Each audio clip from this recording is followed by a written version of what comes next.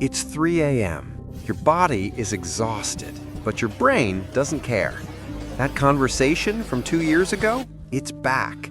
That decision you need to make next week, your brain is simulating every possible outcome right now. That thing someone said to you last Tuesday, it's louder than ever. You're not choosing to think about this. It's happening to you. And no matter how hard you try to stop it, the thoughts keep coming. But this isn't random. There's a neuroscientific reason why your brain does this specifically at night. And understanding it is the first step to taking back control. During the day, your brain is bombarded with input. Work deadlines, social media, conversations, notifications. Your attention is constantly being pulled in 100 different directions. And here's what most people don't realize.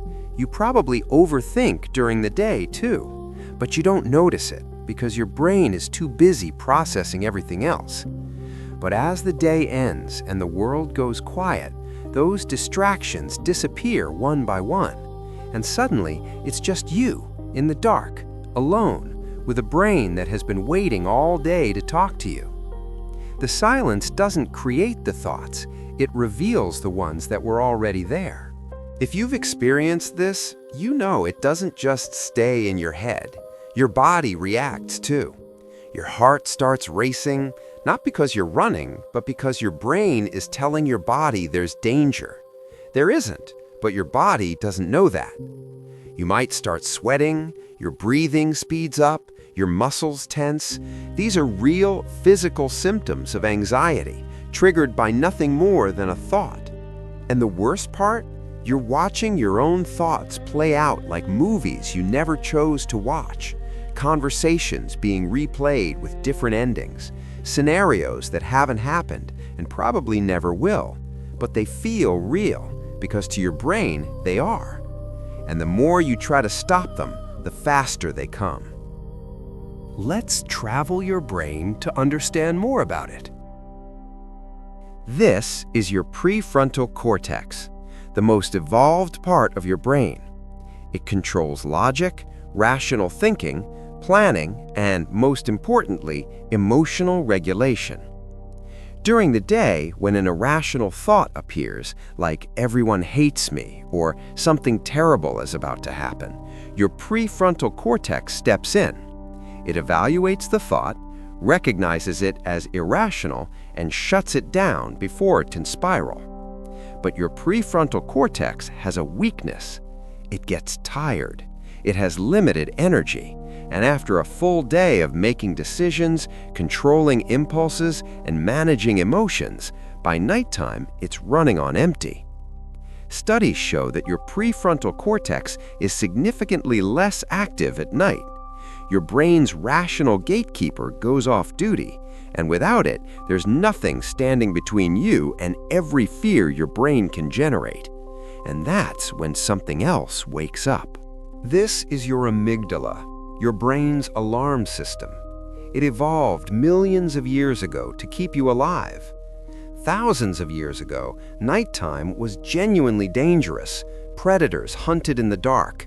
Your amygdala kept you hyper-alert, scanning for threats, ready to trigger your fight-or-flight response at any sound. But evolution is slow, and your amygdala hasn't caught up to the modern world. There are no predators in your bedroom, no real physical threats. So your amygdala does the only thing it knows how to do. It turns your thoughts into threats. That normal conversation becomes evidence that they hate you. That email you forgot to send becomes proof that you'll get fired. That look someone gave you becomes confirmation that something is wrong with you. And because your prefrontal cortex is offline, there's no rational voice to say, that's not real. Your amygdala has the microphone, and it's screaming. Let's get out of the brain. Now that you understand the mechanism, let's talk about what feeds it, because not everyone overthinks the same amount. Something in your life is giving your amygdala ammunition. Life stressors are the most common trigger. Job pressure, financial problems, relationship conflicts, family issues. These don't disappear at night, they wait. But it goes deeper than stress. Mental health conditions can dramatically amplify nighttime overthinking. Anxiety disorders keep your amygdala in a permanent state of alert. OCD creates thought loops that your brain can't break free from. PTSD can cause intrusive memories that become more vivid at night. Bipolar disorder can trigger racing thoughts during manic episodes.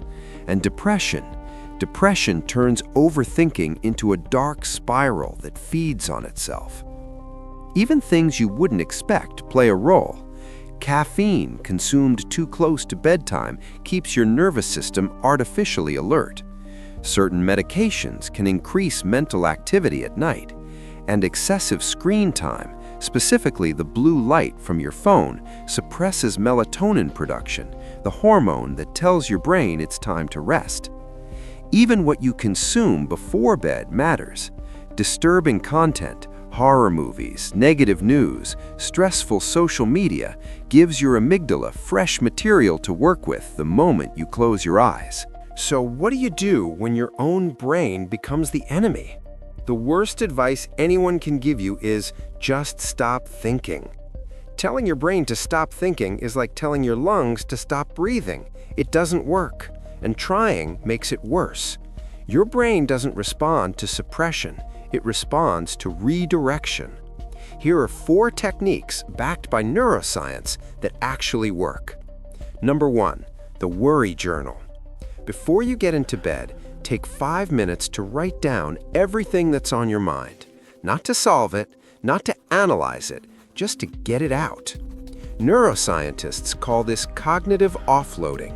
When you write a thought down, you're telling your brain, this is stored somewhere safe now. You don't need to hold on to it. Your brain treats the notebook like external memory, and it lets go. Write your fears. Write the worst-case scenarios. Write the conversation you keep replaying. Put it on paper and leave it there. Number 2, meditation. And before you skip this, meditation isn't about emptying your mind. That's a myth. Meditation is about learning to watch your thoughts without reacting to them. When you meditate, you train your brain to observe a thought, acknowledge it, and let it pass without engaging with it. You won't master this in one night. It's a skill. But over weeks and months, you're literally rewiring your brain's relationship with its own thoughts. Studies show regular meditation actually reduces amygdala activity and strengthens prefrontal cortex function. Number 3, decrease screen time before bed. This isn't just about the blue light. Although blue light does suppress melatonin and tricks your brain into thinking it's still daytime, it's about what you're consuming. Every notification, every scroll, every video is giving your brain new information to process. And when you finally put the phone down and close your eyes, your brain hasn't finished processing all of it. Try cutting screens 30 minutes before bed. Replace them with something your brain can process calmly. A book, journaling, or just silence. Number 4, and this is the hardest one, make real changes. If your job is destroying your mental health, your brain will remind you every night. If a relationship is toxic, your amygdala will replay every argument at 3 a.m. If your lifestyle is unhealthy, your body will keep sending signals your brain can't ignore. Sometimes the thoughts at night aren't irrational. Sometimes they're your brain desperately trying to tell you something needs to change. And the bravest thing you can do is listen. If you want to go deeper, there are 2 books I genuinely believe can change your relationship with your own mind. The first is Why We Sleep by Matthew Walker. Walker is a neuroscientist at UC Berkeley, and this book completely redefines how you understand sleep. He explains not just why we sleep, but what happens to your brain when you don't, including how sleep deprivation amplifies amygdala reactivity by up to 60%. After reading this, you'll never see a sleepless night the same way. The second is The Body Keeps the Score by Bessel van der Kolk. This one is specifically powerful if your nighttime overthinking is connected to past trauma or unresolved experiences. Van der Kolk explains how your body stores trauma and how it resurfaces, especially at night when your defenses are down. It's not an easy read, but it might be the most important book you ever pick up. I'll leave links to both in the description. And finally, let's talk about something that shouldn't be taboo, but still is: professional help. If your overthinking at night is persistent, if it's been happening for weeks or months, if it's affecting your ability to function, if you dread going to bed, that's not just stress. That might be your brain asking for help it can't give itself. Cognitive behavioral therapy, or CBT, is one of the most effective treatments for overthinking and anxiety disorders. It works by identifying the specific thought patterns your brain runs on autopilot and systematically rewiring them. A trained therapist can help you see the loops you can't see on your own. In some cases, medication can help too. Not as a permanent solution, but as a way to lower your brain's baseline anxiety enough for therapy to work. SSRIs, for example, regulate serotonin levels and can reduce the intensity of intrusive thoughts. This isn't weakness, this is neuroscience.